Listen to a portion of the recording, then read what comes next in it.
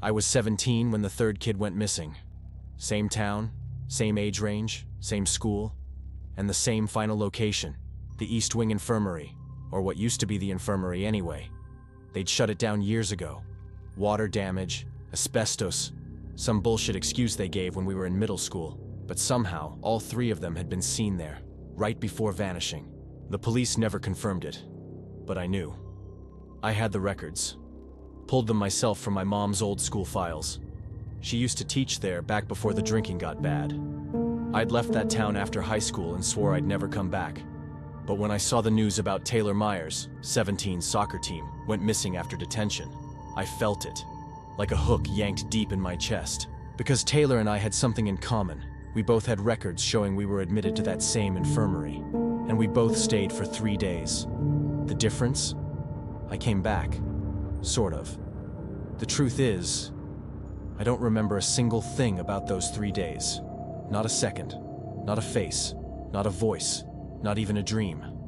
Just a blank space in my head, surrounded by noise I still can't explain. Like a wall with something scratching behind it. That's why I came back last winter. Not to help. Not to heal. To dig. To see if that silence had a source. A face. A reason. The school was still standing. Abandoned now, half boarded up. Kids went there to drink or fuck or dare each other to walk the halls at night. But nobody went to the East Wing. Even boarded up, people avoided it. Something about it felt wrong. Like a place that didn't want to be looked at. So I looked. And what I found should have stayed buried. It started with a box. Old cardboard, mold-stained, buried under broken chairs in the basement of my mom's house. I was looking for yearbooks, faces I could match to the missing kids. But what I found was worse. A small file labeled simply, Infirmary, East Wing, Closed Cases. There were 6 names inside, all students, all under 18, all admitted between 2002 and 2008, each with an identical note scribbled on the last page. Patient placed under extended observation. 3 days. My name was on the 5th file. No details, no symptoms, just the date, a signature I didn't recognize, and a blank space where a discharge report should have been. I read it over and over again, hoping something would unlock in my mind. A flashback, a voice, a detail. Nothing came, only nausea. I took photos of every page and started digging. Online forums, obituaries, old news clippings. 2 of the kids listed were dead, accidental drowning and carbon monoxide poisoning. 1 disappeared without a trace. The last one, still alive. Living in a halfway house 1 town over. Psychiatric hold since 2011. Her name was Ava Martin. I found her on a Wednesday. She didn't talk much at first, just stared past me like I was made of smoke. But when I said East Wing, she flinched. I said my name. She blinked and whispered, "You were in the room next to mine." My blood went cold. I asked her what happened in there. She smiled, but it wasn't a smile. It was what someone does when they remember something that should have stayed forgotten. "You don't remember?" she asked. "That's good. It means they liked you." I pressed her. "Who? What do you mean, liked? What happened to us?" She just shook her head. "They don't want us talking about it." Before I could say another word, the staff pulled me out, said I was agitating her condition. Maybe I was. But I left with one thing, her drawing. She'd left it on the table when she got up. Charcoal on thick paper, dark, messy, almost abstract. But I recognized the layout instantly.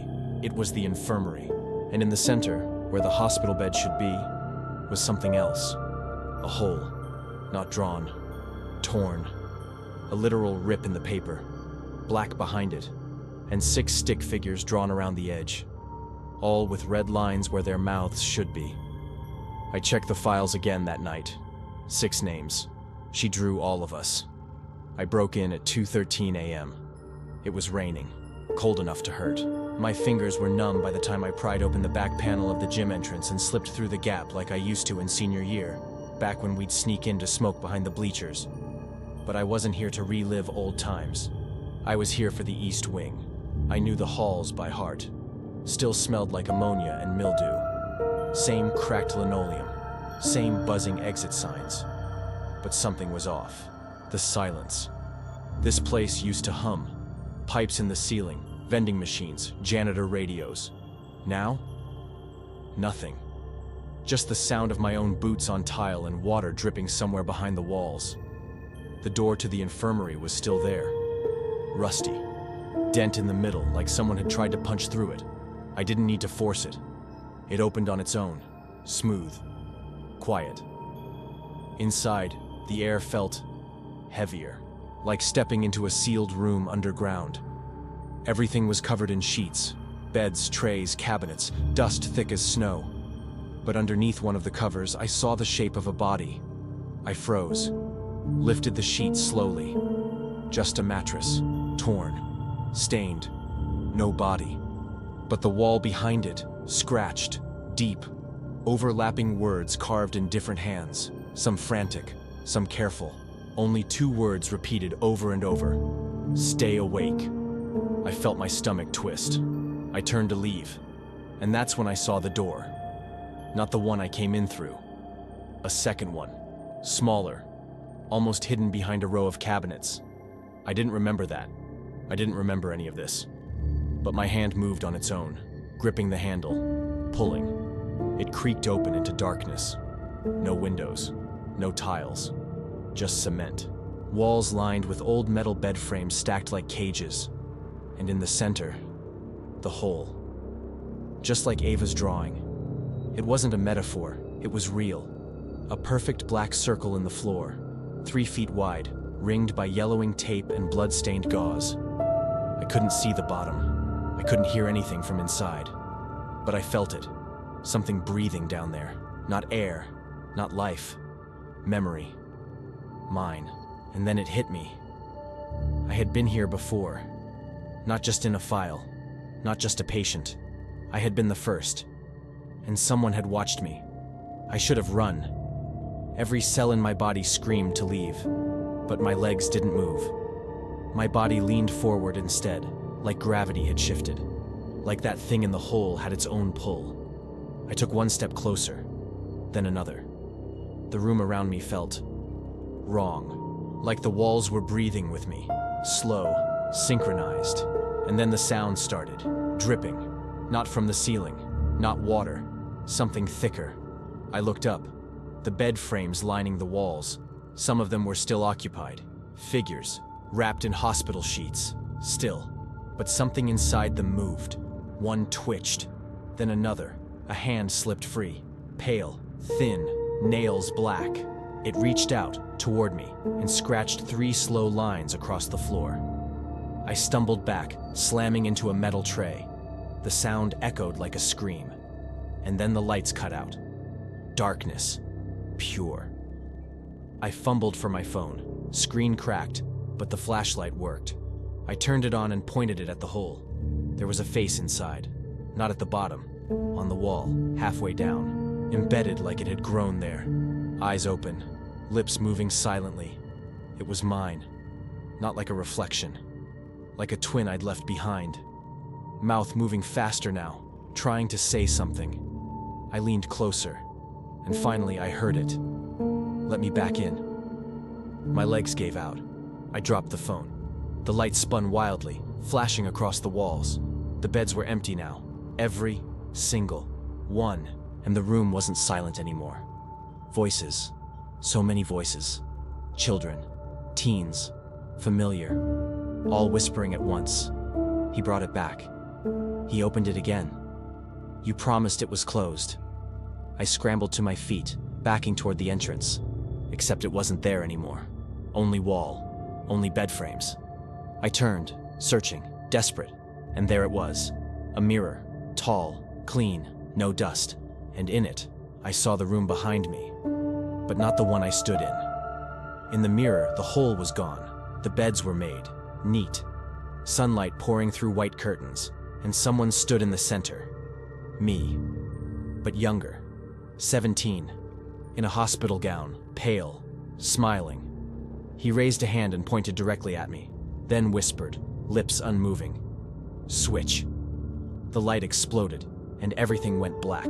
I woke up on a sidewalk 3 blocks from the school. Freezing, soaked in sweat, mud on my hands, blood on my shirt, my own, probably. I don't remember walking. I don't remember leaving. When I turned back, the school was dark again. The East Wing looked like it always had, abandoned, silent, asleep. I told myself it was over. But that night, I found something under my shirt. A scar. Low on my chest, just below the ribs. A surgical line. Neat. Clean. Like someone had opened me up. Except there was never any hospital visit. No accident. Nothing to explain it. And the dreams came back. Not nightmares. Memories. Of the room. Of the voice in the wall. Of the thing that used my face. Of me, standing over someone else's bed, holding their hand, whispering something I couldn't hear. I wake up with dirt in my fingernails. Sometimes water on the floor. Footprints. My name written on fogged glass in the mirror. Always backwards. And then there's the other thing. The voice. Sometimes at night, just before sleep, I hear him. Myself. From the inside. Saying, "I'm still down here." I don't know what that means. I don't know which of us got out. I only know this. There are still names in that file they never found. Still kids who never made it out. And if the hole opens again, I'll remember them. All of them. One by one. Until I'm not the only one left carrying this thing inside. Because I don't think it's done with me. Not yet. And I don't think it ever was. Entry 217B, transcription of recovered voicemail. 0217 AM. Caller unknown. Number listed as deactivated. He wasn't supposed to wake up there. We closed that room. We marked the door. It was sealed. But he found it again. I don't know how. I don't know what version of him made it back. Breathing. Check the files, the East Wing ones. Look for 217B. That's where it started. That's where he split. If you're hearing this, it means it's happening again. It's waking up. End of message.